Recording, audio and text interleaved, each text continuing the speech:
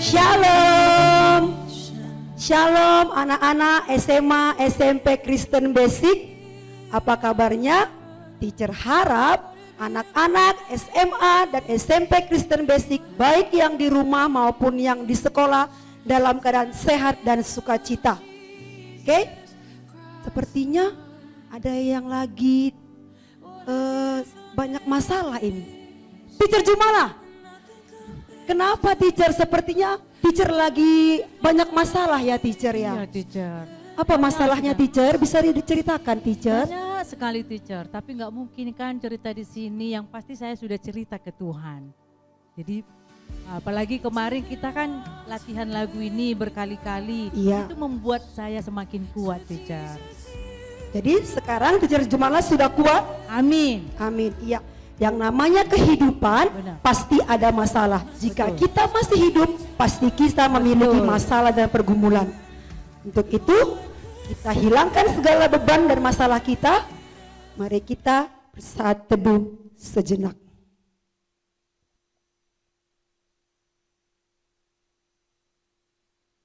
Amin. Oke, ingat teacher, kita bisa ada di dunia ini, kita juga bisa punya masalah, kita juga punya kebahagiaan. Itu bukan karena kuatnya kita sebagai manusia, tapi itu karena kemurahan Tuhan. Tuhan. Benar.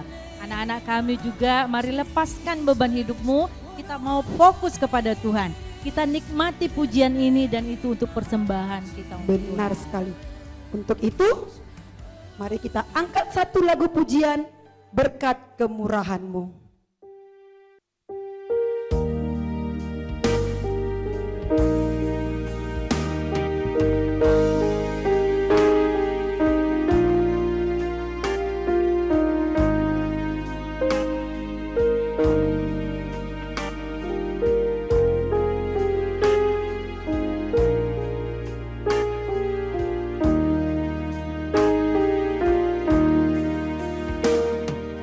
Kau yang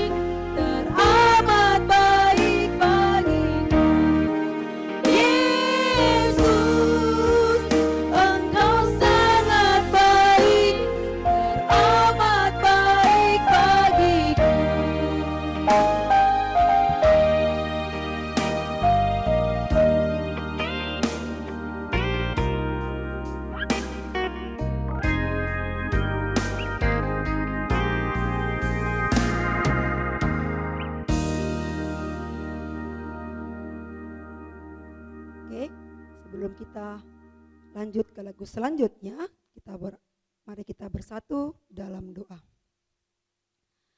Bapa yang di surga, Bapa yang baik, terima kasih ya Tuhan, kalau sampai hari ini Tuhan kami masih boleh hidup, kami masih melakukan segala aktivitas kami ya Allah, itu semua karena berkat dan kemurahan-Mu dalam kehidupan kami. Bapa, kami mau mendengarkan firman-Mu, namun sebelum itu kami ingin mengangkat lagu-lagu pujian-Mu ya Allah. Biarlah Tuhan hadir di tengah-tengah kami, baik yang di rumah maupun yang di sekolah. Kami percaya Tuhan, Engkau akan hadir di tengah-tengah kami, menuntun setiap worship kami ini supaya berjalan dengan baik. Inilah doa dan permohonan kami ya Allah, di dalam nama anak-Mu Yesus Kristus kami berdoa dan mengucap syukur padamu, haleluya, amin. Amin. Oke, Teacher Jumala, Ya. saya mau tanya, Teacher Nanya punya apa? kekasih tidak? Punya dong suami saya. Oke, selain Kalau itu, teacher? saya juga punya Teacher. Siapa itu? Ya, kekasih saya satu untuk selamanya adalah Tuhan Yesus. Betul. Saya juga walaupun punya suami, punya anak, tetapi kekasih sejati kita adalah Tuhan Yesus. Berarti semua Orang yang percaya memiliki kekasih, yaitu Tuhan Yesus Kristus. Untuk itu, mari kita angkat satu lagu pujian, Yesus kekasih jiwaku. Oke, dengan berdiri ya teacher ya, semua berdiri. Yang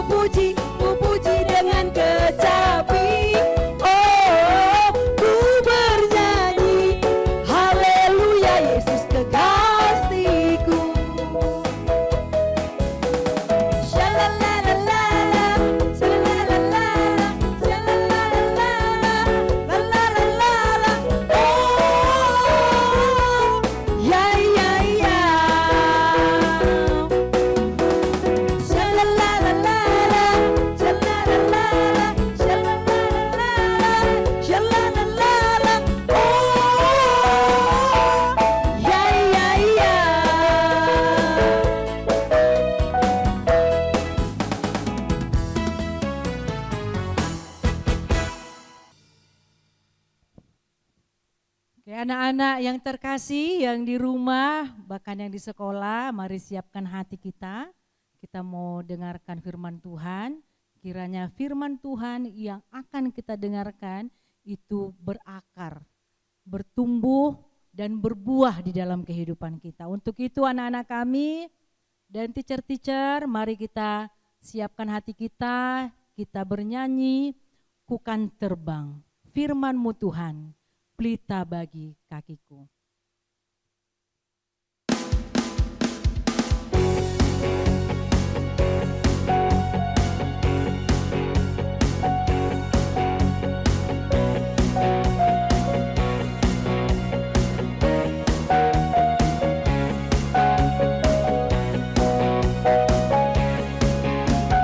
Firman-Mu Tuhan, berita bagi kakiku. Janji-Mu terang bagi jalan-jalanku. Kebenaran-Mu menuntutku setiap hari. Ku menantikan, beri kekuatan baru. Ku kan terbang tinggi di awan bersama-Mu dalam kemuliaan. Sebab firman-Mu teguh menopang. Ku kan aman dalam-Mu Tuhan.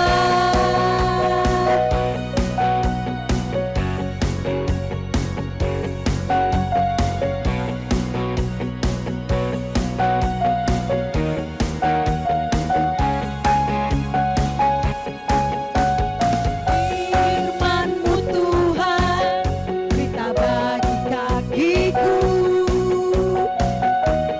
Janji-Mu terang bagi jalan-jalanku. Kebenaran-Mu menuntutku setiap hari. Ku menantikan-Mu, beri kekuatan baru. Ku kan terbang tinggi di awan bersama-Mu dalam kemuliaan. Sebab firman-Mu teguh menopang. Ku kan aman dalam-Mu Tuhan. Ku kan aman dalam-Mu Tuhan. Ku kan aman dalam-Mu Tuhan.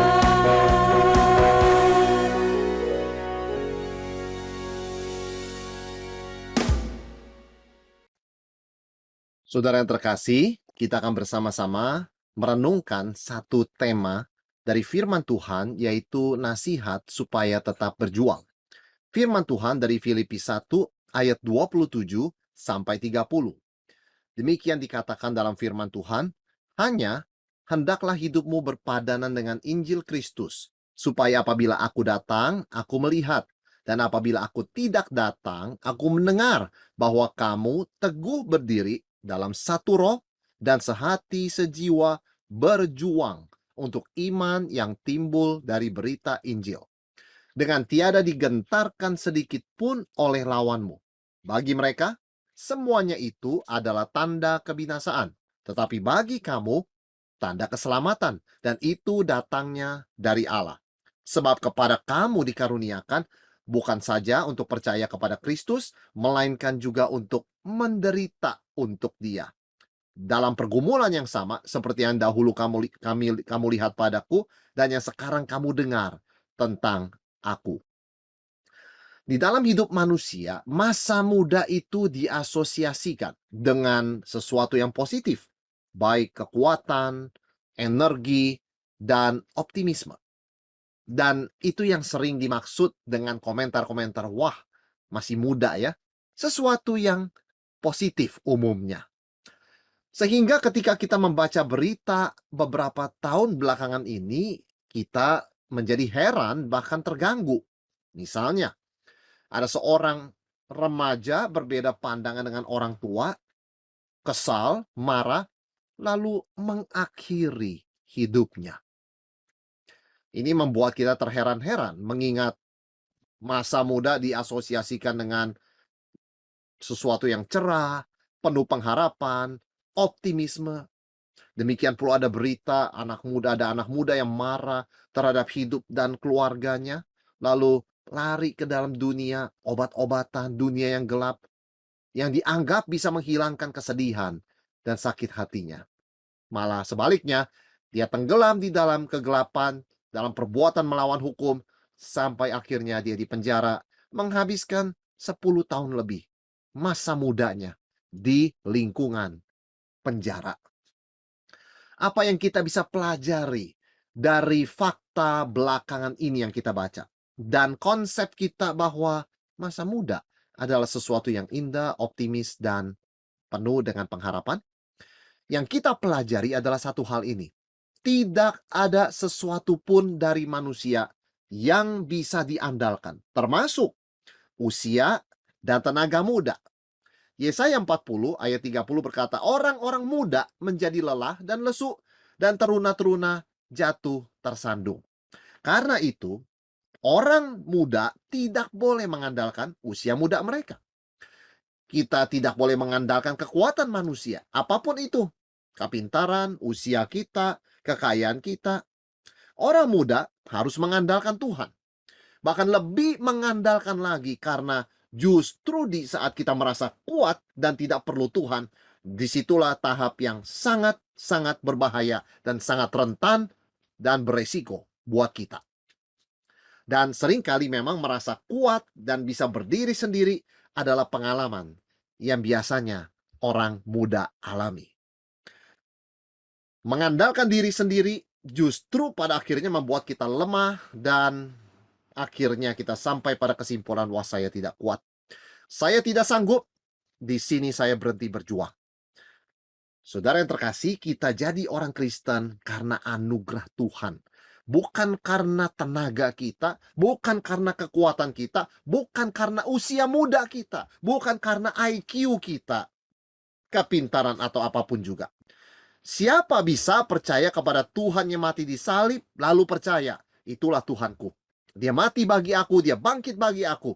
Akal manusia mentertawakan salib Kristus. Akal manusia menolak salib. Tidak mungkin seseorang yang lemah dan mati di salib bisa menyelamatkan aku dari dosa, membawa aku ke sorga. Tidak mungkin. Harus seseorang yang tidak mati dong, yang tidak lemah.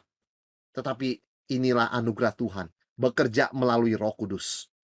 Roh Kudus bekerja menerangi hati dan pikiran kita sehingga kita bisa melihat kepada salib Yesus, dan Yesus yang lemah terbaring tersalib di sana dan mati. Kita bisa mengatakan dengan iman, aku percaya kepadamu Tuhan. Inilah kuasa Allah yang menyelamatkan. Itu bukan pekerjaan manusia. Itu bukan kepintaran manusia. Itu bukan karena seseorang pintar studi bisa sampai pada kesimpulan demikian. Tidak, semua itu adalah anugerah Allah melalui pekerjaan Roh Kudus yang melembutkan hati yang keras, ya hati yang sombong, memberikan kerendahan hati, dan membuka pikiran yang sempit dan gelap, sehingga terang Injil itu bisa bersinar, dan orang bisa percaya. Keselamatan adalah anugerah Tuhan. Apa yang kita lakukan kepada barang yang berharga, kita jaga. Itu sebabnya firman Tuhan mengatakan, tetap berjuang, tetap mempertahankan iman, tetap mempertahankan Injil. Jangan bergeser dari Injil meskipun digoda oleh berbagai aliran kepercayaan, tawaran-tawaran dan godaan di dunia ini atas nama cinta, atas nama romantis sekalipun. Tidak sedikit orang yang berhenti berjuang. Misalnya, tidak sedikit anak muda yang berhenti berjuang meskipun masih muda. Karena manusia tidak bisa mengandalkan tenaganya atau usianya. Dan mengapa orang Kristen, seseorang bisa berhenti berjuang untuk sesuatu yang dia tahu benar, yaitu Injil, satu-satunya keselamatan. Mengapa orang sudah tahu ini, namun bisa patah semangat dan berhenti berjuang? Tidak lagi berdiri teguh dalam Injil yang begitu luar biasa ini. Yang pertama, sebabnya firman Tuhan katakan tergantung manusia. Yang membuat kita berhenti berjuang adalah karena kita bukan bersandar pada Kristus, tapi kita bersandar tergantung kepada manusia. Filipi 1 ayat 27, Rasul Paulus berkata, hanya hendaklah hidupmu berpadanan dengan Injil Kristus, supaya apabila aku datang, aku melihat. Apabila aku tidak datang, aku mendengar bahwa kamu teguh berdiri dalam satu roh, sehati sejiwa berjuang untuk iman yang timbul dari berita Injil. Apabila aku datang, apabila aku tidak datang. Ada orang yang kalau diawasi oleh atasannya, dia bertingkah laku baik. Tapi ketika atasannya pergi tidak datang, dia berhenti bekerja. Rasul Paulus mengatakan, supaya kita tetap berjuang, tidak boleh tergantung kepada figur manusia. Rasul Paulus sekalipun. Paulus mengatakan, aku berdoa. Aku meminta kepada Tuhan, baik aku hadir maupun tidak, kamu tetap setia. Artinya jangan bersandar pada manusia, jangan tergantung pada figur manusia. Bersandar pada Kristus, itu rahasia tetap berjuang. Jangan seperti seorang pegawai yang kalau bosnya datang dia bekerja, ketika bosnya pergi dia berhenti bekerja. Apalagi sekarang pekerjaan dilakukan secara online. Orang berhenti berjuang ketika dia hanya tergantung dan takut pada manusia. Ketika manusianya sudah tidak ada di tempat, maka tidak ada lagi semangat perjuangan. Ada orang tua, baik sekali. Tapi tidak ada orang tua, seharusnya tetap baik juga. Ada guru, baik. Tapi tidak ada guru, seharusnya tetap juga baik. Tapi yang terjadi, bayangkan. Kalau seorang pegawai ada bosnya, dia baik, tidak ada bosnya, dia berhenti bekerja. Seorang siswa ketika ada gurunya, dia belajar, ketika tidak diawasi, dia tidak belajar. Demikian pula ketika ada orang tua, dia belajar, ketika orang tua tidak hadir, dia juga tidak belajar. Dalam hidup rohani kita, tanpa sadar kita sering mudah tergantung kepada manusia. Kita tergantung kepada figur pengkhotbah. Kita tergantung kepada figur pemimpin rohani yang kita idolakan. Dan tanpa dia, seolah-olah kita tidak bisa sampai kepada Kristus. Firman Tuhan mengatakan hanya ada satu pengantara antara kita dan Allah, Yesus Kristus. Kita tidak perlu sampai bersandar, sampai tergantung kepada satu orang manusia. Untuk kita tetap berjuang, mata kita harus memandang kepada Kristus, bukan melihat manusia. Karena orang yang tergantung dan memandang manusia, pada akarnya, pada dasarnya, adalah takut akan manusia. Tergantung pada manusia, tidak takut akan Tuhan, tidak bergantung kepada Tuhan. Padahal, setiap kita tahu, kita dipanggil oleh Tuhan secara pribadi, dan kepada Tuhanlah kita bertanggung jawab. Itu sebabnya, jangan bergantung dan bersandar pada manusia. Dan ini alasan pertama mengapa orang bisa berhenti berjuang, patah semangat, tidak lagi berdiri di atas Injil, bergeser dari Injil. Yang kedua, lawan. Perlawanan, pertempuran. Ayat 28, dengan tiada digentarkan sedikit pun oleh lawanmu. Bagi mereka semuanya itu adalah tanda kebinasaan, tetapi bagi kamu tanda keselamatan, dan itu datangnya dari Allah. Apa yang kita pelajari dari ayat ini? Ada orang berhenti berjuang, berhenti berdiri teguh dalam Injil, karena ada perlawanan kepada kekristenan. Wah, jumlah orang Kristen menurun. Wah, begitu banyak generasi muda yang tidak lagi menjadi Kristen. Wah, gereja itu isinya hanya orang tua saja. Wah, jumlah orang Kristen pertumbuhannya melambat. Banyak orang yang sudah dari keluarga Kristen meninggalkan iman Kristen. Coba lihat di YouTube sana-sini dan sebagainya. Ada yang pindah agama dan sebagainya. Kita tidak boleh digentarkan oleh lawan kita, iblis. Iblis akan menggoda dan menggoyahkan kita dengan ketakutan dan statistik-statistik yang mengalihkan pandangan kita dari Injil dan Kristus. Dia mengarahkan kita untuk melihat statistik, analisa manusia, perkiraan manusia, opini manusia. Tapi ingat, iblis adalah lawan kita. Ketika dia memberikan fakta statistik kepada kita, tujuan dia bukanlah menolong, tapi menghancurkan kita. Karena dia adalah bapa pendusta. Untuk suatu dusta itu bisa diberikan dengan efektif, harus dicampur dengan fakta. Tetapi kita sebagai anak-anak Tuhan, kita tahu, kita tidak boleh digentarkan oleh godaan iblis. Karena iblis sangat predictable. Dia menipu, dia berdusta, Dia selalu menanamkan putus asa, putus pengharapan, berhenti berjuang, kamu sudah kalah, kekristenan sudah mundur, dan sebagainya. Ada orang berkata, wah begitu banyak orang pada zaman online ini tidak lagi beribadah. Mereka beribadah tidak tepat pada waktunya. Beribadah sambil tiduran. Demikian pula banyak anak-anak muda yang dulu disuruh orang tuanya ke gereja. Sekarang karena online mereka juga banyak browsing handphone mereka dan tidak mengikuti ibadah. Apapun fakta yang disuguhkan kepada kita, apapun statistik yang kita baca, ingat, jangan digentarkan oleh tipu muslihat iblis yang membuat kita melupakan janji Allah, janji Kristus. Aku mendirikan gerejaku, alam maut pun tidak bisa mengatasinya, apalagi cuma statistik. Tapi iblis bisa menggunakan itu untuk menggoda kita dan kita harus waspada kepada lawan kita sebab dia seperti singa yang berkeliling mencari mangsa yang siap ditekan. Yang ketiga, apa yang bisa membuat seseorang berhenti berjuang dalam Injil, berhenti berdiri teguh dalam Injil dan goncang dalam imannya? Penderitaan. Lihat banyak orang Kristen di seluruh dunia dibunuh, dianiaya. Oh, lebih baik jangan sungguh-sungguh beriman, jangan sungguh-sungguh berpegang. Nanti akibatnya akan mendapatkan perlawanan. Padahal Injil yang sudah kita percaya tidak akan berubah apapun yang terjadi. Jangan takut akan penderitaan. Di dunia ini ada orang menderita karena berbuat dosa. Ada orang menderita karena sakit. Dan ada orang menderita karena percaya pada Kristus. Bedanya, menderita karena dosa itu akibat dari hukuman, konsekuensi perbuatannya. Menderita karena Kristus dan iman Kristen adalah anugerah Tuhan. Sebab kepada kamu dikaruniakan bukan hanya untuk percaya kepada Kristus, melainkan juga untuk menderita bagi Dia.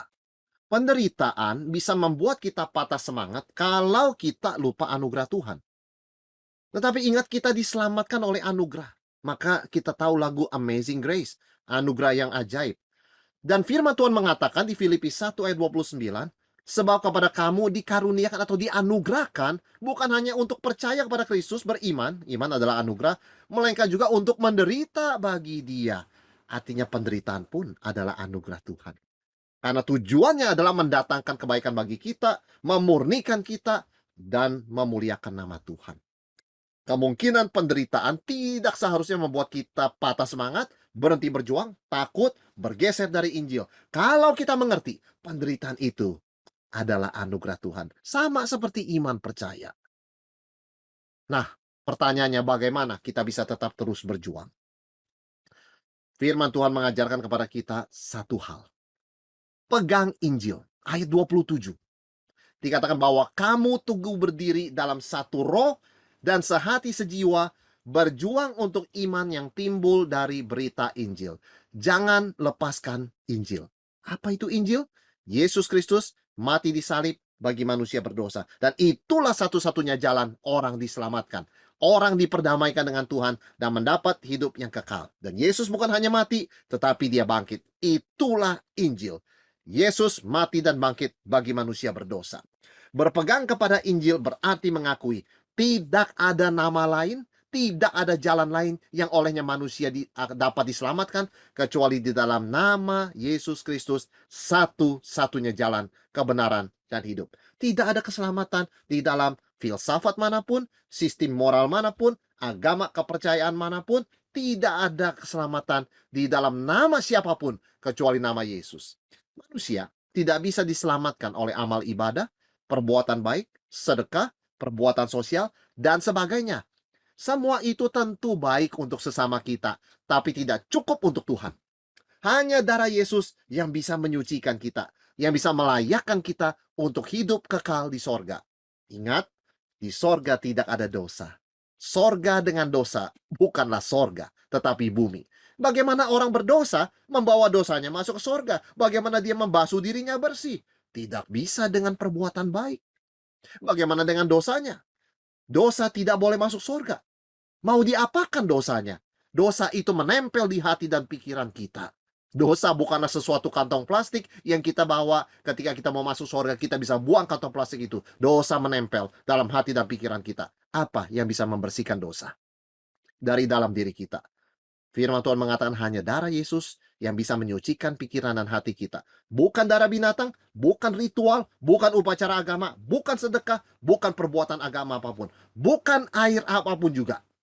Orang hanya diselamatkan dengan percaya atau iman kepada Yesus Kristus. Karena kita tidak bisa berbuat baik untuk diselamatkan.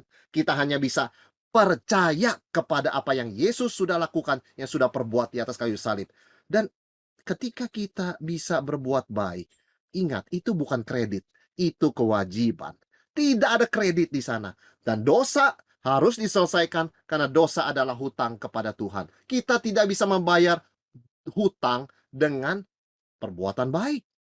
Misalnya, seorang siswa diskors karena membuli temannya. Oh, saya akan datang tepat waktu selama 2 minggu ke depan dan saya tidak usah diskors. Berarti ketepatan saya datang, waktunya, saya datang tepat waktu menjadi kredit untuk membayar kesalahan saya, membuli teman saya. Itu tidak mungkin. Datang tepat waktu adalah kewajiban setiap siswa. Datang tepat waktu kewajiban setiap pegawai. Tidak bisa menjadi kredit membayar kesalahan. Kesalahan harus dibayar dengan hukuman yang ada. Itu sebabnya kita tidak bisa membayar dosa kita, hutang dosa kita kepada Tuhan dengan perbuatan baik kita. Perbuatan baik kita kewajiban. Tidak ada kredit di situ. Hanya dengan iman kepada Yesus Kristus, kepada Injil.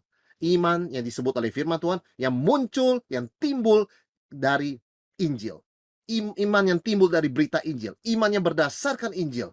Kebenaran-kebenaran yang ada karena berita Injil. Yaitu Yesus Kristus mati di salib untuk menggantikan manusia berdosa, memikul murka Allah dengan darahnya, bisa membersihkan orang yang percaya kepadanya. Dengan iman, kita menerima anugerah keselamatan melalui darah Kristus. Bukan dengan perbuatan baik kita. Inilah Injil. Ini yang harus dipegang. Manusia masuk surga bukan karena iman plus perbuatan baik, bukan karena iman ditambah dengan sedekah. Manusia masuk surga karena percaya penuh, karena beriman, hanya dengan iman kepada Yesus Kristus yang mati dan bangkit. Dan ini adalah anugerah Allah. Anugerah Allah memampukan kita percaya, anugerah Allah juga memampukan kita tetap berdiri teguh dan tetap berjuang memberitakan Injil yang sama yang telah diberitakan dari zaman Tuhan Yesus sampai nanti Yesus datang kedua kali. Kita tidak digentarkan, kita tidak digoyahkan. Penemuan ilmiah apapun, penemuan arkeologi apapun tidak akan sanggup menggoncangkan berita Injil. Bahkan penderitaan pun demi Injil adalah anugerah Tuhan. Kita tidak mengejar penderitaan, tapi kita siap dan tidak takut karena kita mengerti penderitaan adalah anugerah Tuhan. Semua orang Kristen dipanggil untuk berjuang dan berdiri teguh di dalam Injil. Peganglah Injil ini. Peganglah kabar baik ini.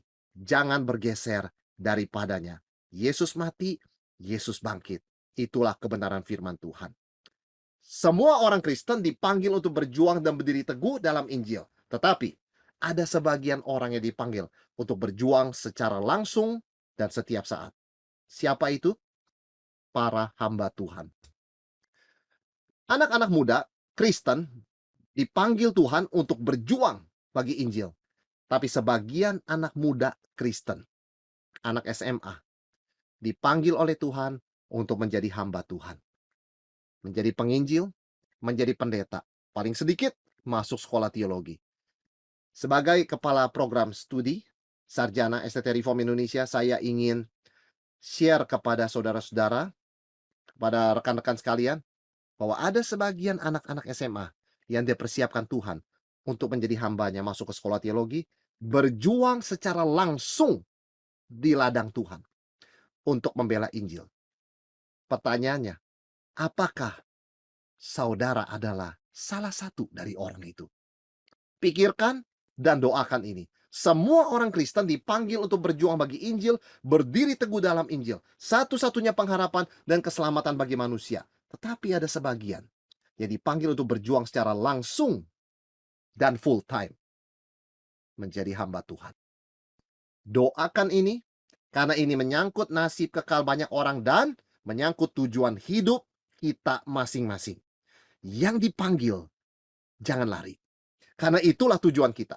Sebagian dipanggil untuk berjuang secara langsung, jangan kita mengabaikan ini, jangan kita mengarah ke arah lain seperti Nabi Yunus. Kalau Tuhan panggil, Itu tujuan kita. Kalau kita lari, kita gagal karena kita tidak mencapai tujuan itu. Tidak peduli berapa banyak orang berkata kepada kita, sukses. Keberhasilan ditentukan oleh tujuan yang Tuhan berikan, panggilan yang datang dari Dia, bukan pujian manusia, likes yang manusia berikan kepada Instagram kita, dan sebagainya. Alkitab menjelaskan, beberapa Tuhan panggil dengan tujuan berjuang bagi Injil secara langsung dan full time. Di ladang misi, di gereja, dan di berbagai organisasi Kristen termasuk sekolah Kristen. Beberapa Tuhan berikan maksud demikian. Doakanlah. Jangan kita menghindari berdoa hal seperti ini. Sebaliknya, carilah kehendak Tuhan, kejarlah panggilan itu. Karena firman Tuhan mengatakan tidak ada penyesalan bagi mereka yang menjalankan panggilan Tuhan. Toh pada akhirnya, semua orang Kristen dipanggil untuk berjuang bagi Injil, tidak bergeser dari Injil, berdiri teguh dalam Injil, dan hidup berpadanan dengan Injil. Mari kita masuk dalam doa. Tuhan, terima kasih untuk anugerah-Mu yang memberikan keselamatan kepada kami melalui Injil Yesus Kristus, di mana kami boleh percaya kepada kabar baik ini, bahwa Yesus mati di salib menggantikan dosa kami, memikul murka Allah atas dosa kami, memikul kutuk Taurat atas kegagalan kami, dan oleh darah-Mu kami disucikan, dibersihkan, diampuni, diperdamaikan dengan Tuhan. Terima kasih Tuhan, hidup kami menjadi hidup yang baru, hidup yang berarti, hidup yang punya tujuan. Kami mau berdiri teguh, tetap berjuang bagi kebenaran Injil. Tuhan, kami berdoa supaya kami tidak digoyahkan oleh para lawan kami, oleh ketakutan akan penderitaan, dan kami juga tidak digoyahkan akan sikap tergantung kepada manusia. Melainkan kami terus memandang kepada Kristus, berpegang pada Injil. Kami yakin Tuhan, langit dan bumi akan berlalu, tapi kebenaran firman-Mu, Injil-Mu, akan tetap untuk selama-lamanya. Kami berdoa untuk para siswa, kami berdoa kiranya Tuhan berkati mereka yang mendengarkan firman-Mu ini Tuhan, sentuhlah hati mereka, buka pikiran hati mereka meskipun mereka masih sibuk dengan berbagai pelajaran, biarlah Tuhan membuka ruangan di hati mereka untuk boleh sungguh memikirkan, merenungkan akan arti panggilan-Mu. Kami percaya Tuhan di antara siswa-siswa yang mendengar, ada orang-orang yang Tuhan akan panggil. Rencana-Mu ada di dalam diri mereka, supaya mereka boleh berjuang secara langsung bagi Injil dengan menjadi hamba Tuhan. Hamba-Mu berdoa, Tuhan jamah mereka, Tuhan bicara pada mereka. Ingatkan mereka, berikan keteguhan, keyakinan, dan jaminan yang pasti ya Tuhan dalam hati mereka, bahwa Engkau tidak akan meninggalkan mereka. Bahwa ketika mereka menjalankan panggilan-Mu dengan taat, mereka akan melihat berkat, penyertaan, pertolongan-Mu tidak pernah terlambat, tidak pernah mengecewakan. Kami berdoa untuk setiap kami ya Tuhan, seluruh siswa, seluruh guru, seluruh sekolah. Kami serahkan Tuhan yang pimpin, supaya kami semua boleh tetap berjuang dan tidak digentarkan oleh apapun juga.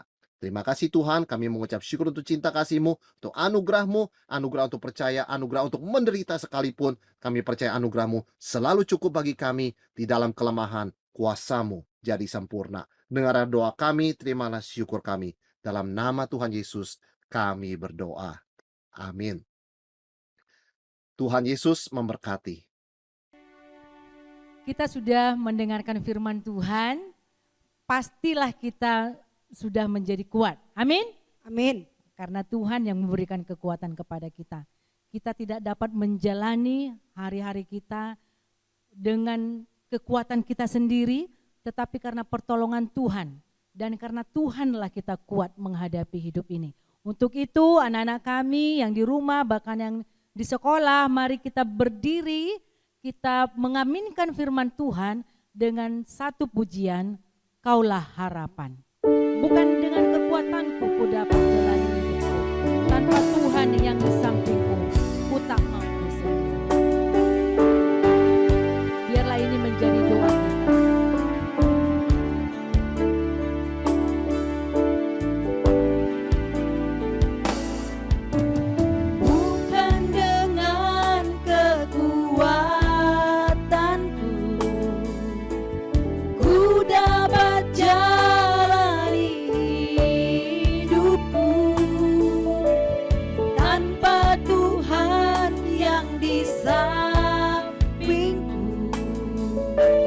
Ku tak mampu sendiri.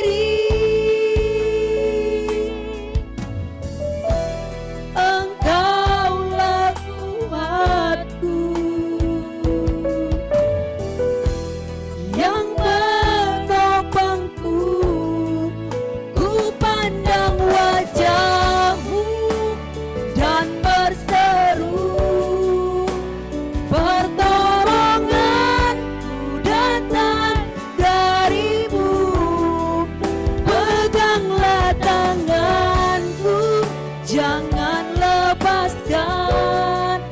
Kaulah harapan dalam hidupku. Kita naikkan sekali lagi pujian. Bukan dengan kekuatanku ku dapat jalani hidupku, tanpa Tuhan yang di sampingku ku tak mampu sendiri. Engkaulah kuatku yang menopangku. Ku pandang wajah-Mu dan berseru, pertolonganku datang dari-Mu. Peganglah tanganku, jangan lepaskan. Kaulah harapan dalam hidupku. Kaulah harapan dalam hidupku. Kaulah harapan dalam hidupku. Kaulah harapan dalam hidupku.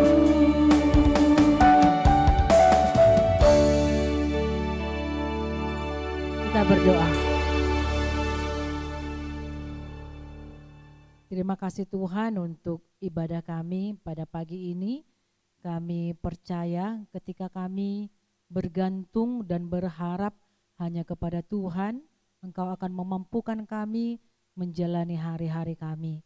Terima kasih Tuhan, ini doa kami dan kami percaya Tuhan akan selalu bersama dengan kami di dalam menjalani hari-hari kami. Terpuji nama-Mu, dalam Yesus kami berdoa. Amin. Hari ini kita akan mendengarkan pengumuman juara dari perayaan Paskah. Kami persilahkan.